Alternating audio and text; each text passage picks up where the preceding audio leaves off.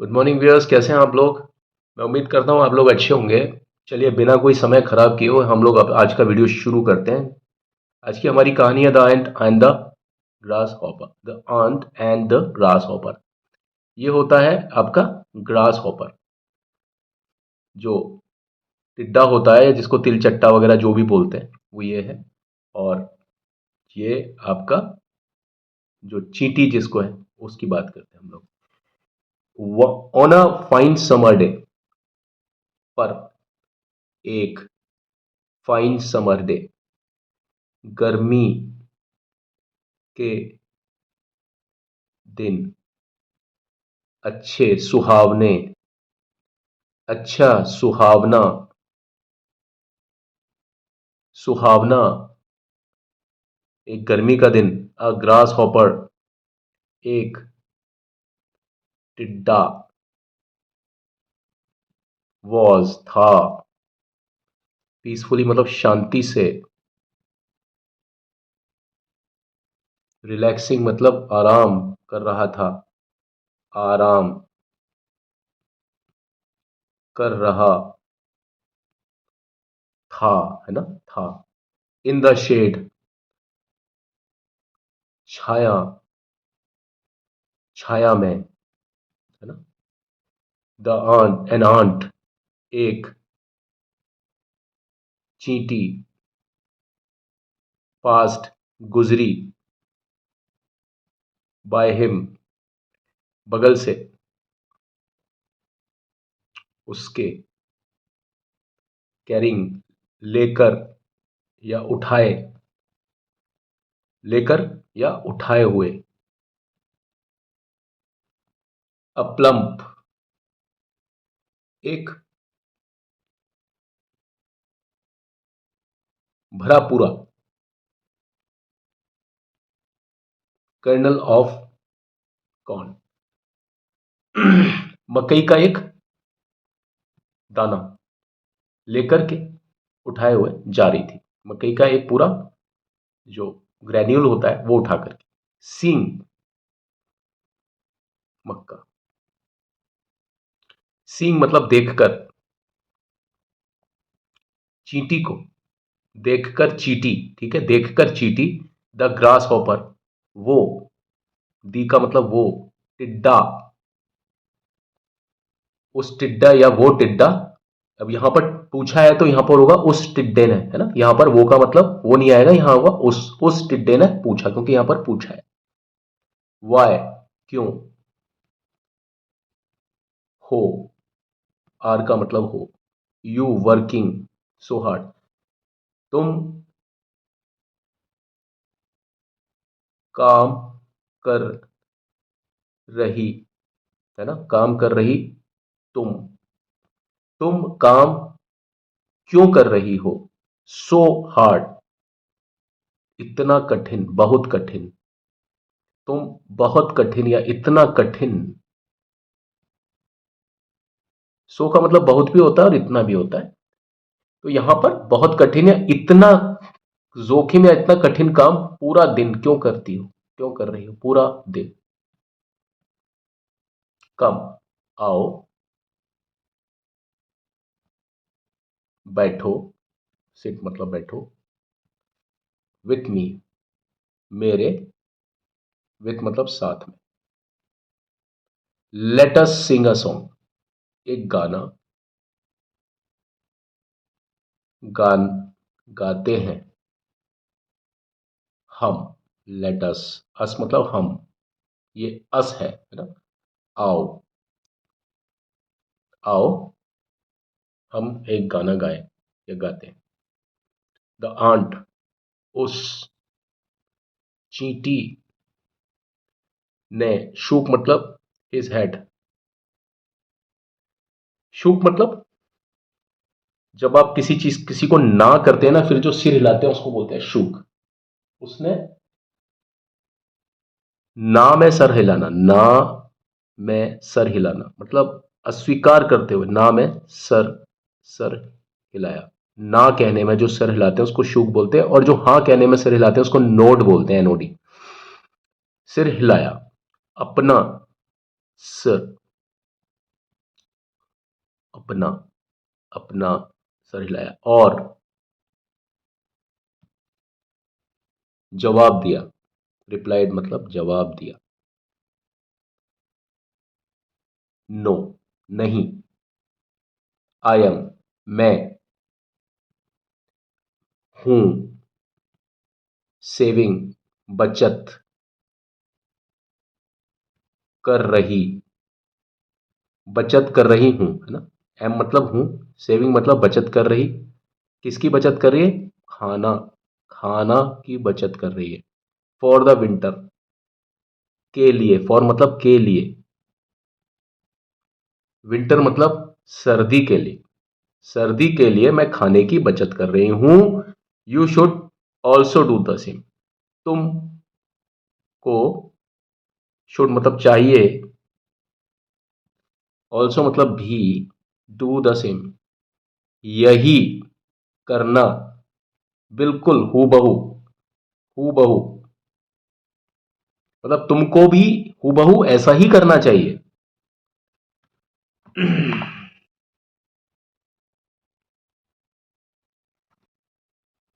The grass hopper, उस टिड्डे,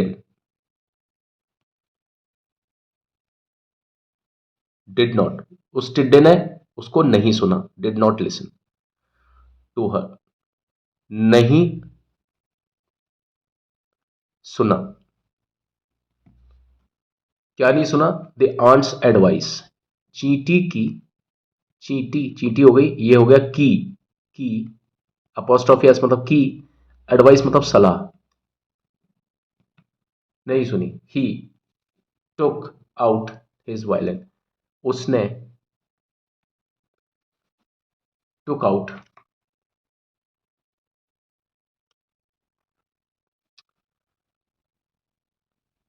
निकाला, बाहर, अपना,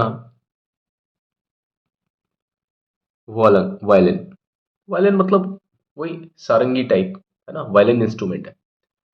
एंड, और, स्टार्टेड मतलब शुरू किया, सिंगिंग मतलब गाना। उसने अपना वायलिन निकाला और शुरू किया। ये कौन, कौन शुरू कर रहा है? ये कौन शुरू कर रहा है? ये ग्रास हॉपर शुरू कर रहा है ना। ये ग्रास हॉपर शुरू कर रहा है। अब ठीक है, ये ग्रास हॉपर शुरू कर रहा है ना। ही मतलब ग्रास हॉपर, वायलिन तो ग्रास हॉपर ही निकालेगा ना। और उसने गाना शुरू कर दिया। क्या गाना शुरू कर दिया? ठंड इज फार अवे, ठंड है अति दूर, अति मतलब काफी दूर है। एंजॉय द समर, एंजॉय, आनंद, मनाओ, गर्मी,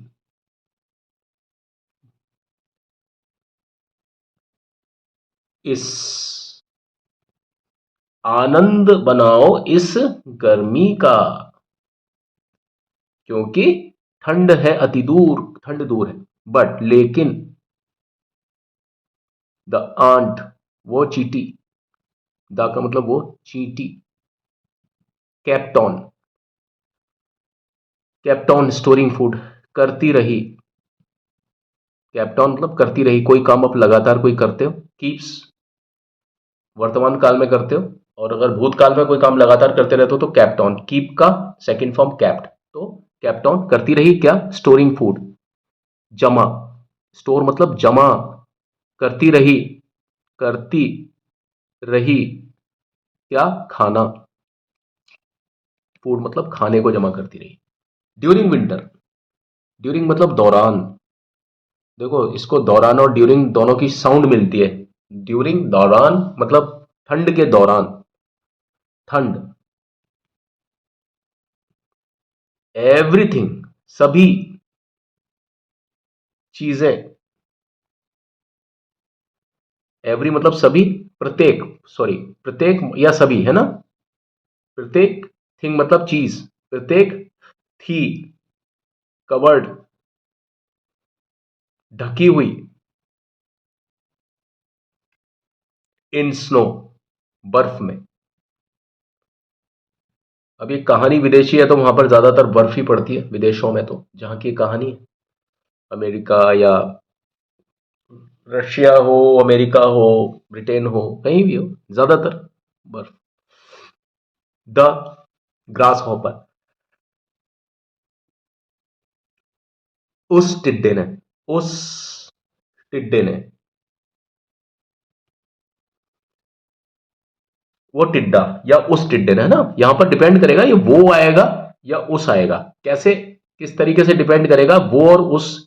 टीएचई का मतलब उस भी हो सकता है और वो भी हो सकता है, या तो आप उसको उस मानेंगे या वो मानेंगे। अब ये कैसे आप बताएंगे कि ये उस हो गया या वो हो गया, ये सेंटेंस को जब आगे पढ़ेंगे।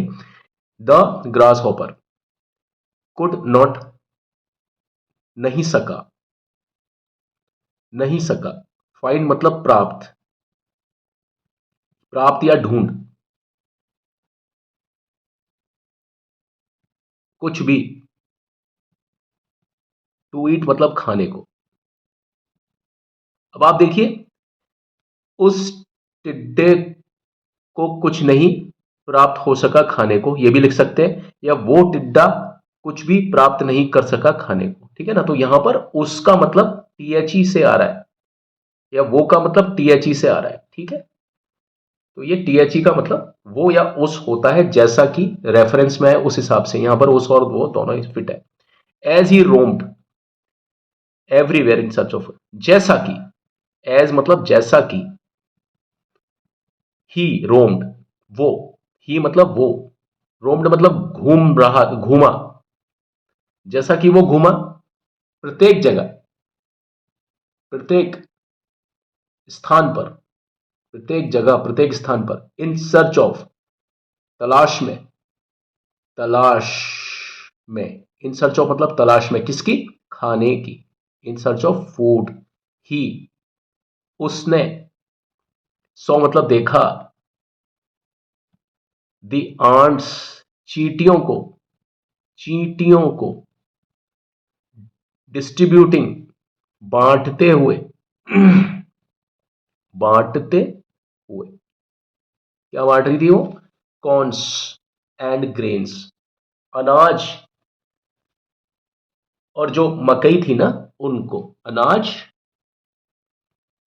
और मकई को बांटते हुए देखा, दैट, जो कि,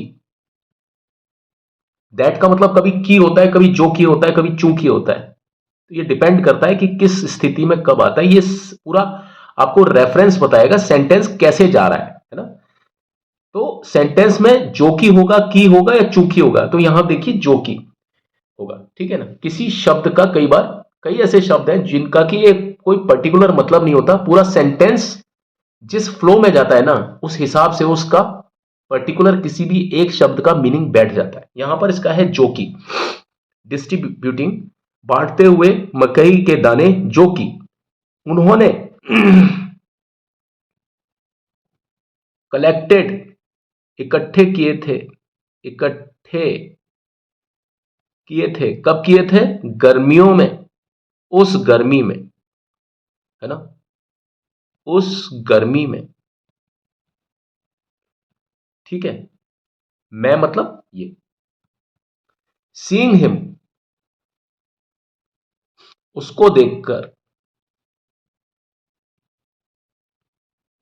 उसको देखकर, द आंट, चींटी ने, चींटी मतलब, द आंट मतलब उस चींटी ने, पूछा, पूछा, ऑल समर,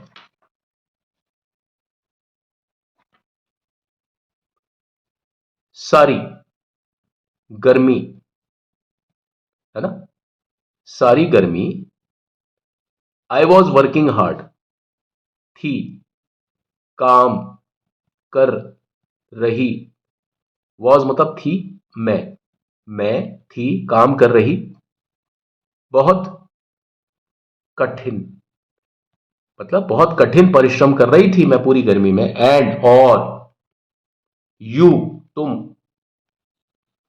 थे, वर मतलब लाफिंग एट मी, हंस रहे, हंस रहे, लाफिंग थे, एट मी मतलब मुझ पर, मुझ, एट मतलब पर। नाउ अब माई टमी, पेट, पेट, टमी मतलब पेट, माई मतलब मेरा, इज है, फुल मतलब भरा हुआ, और यू आर हंग्री, तुम हो, आर मतलब हो, हंग्री मतलब भूखे, सैडली,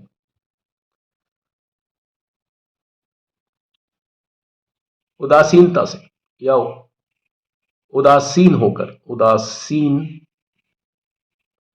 होकर, द ग्रास हॉपर, वो,